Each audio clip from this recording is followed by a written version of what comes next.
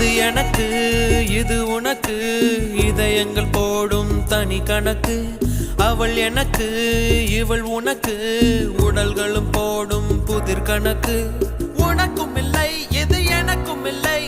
படைத்தவனே இங்கு எடுத்துக்கொள்வான் நல்லவன் யாரட கெட்டவன் யார் கடைசியில் அவனே முடிவு செய்வான் பழி போடும் உலகம் இங்கே பலியான உயிர்கள் எங்கே உலகத்தின் ஓரம் நின்று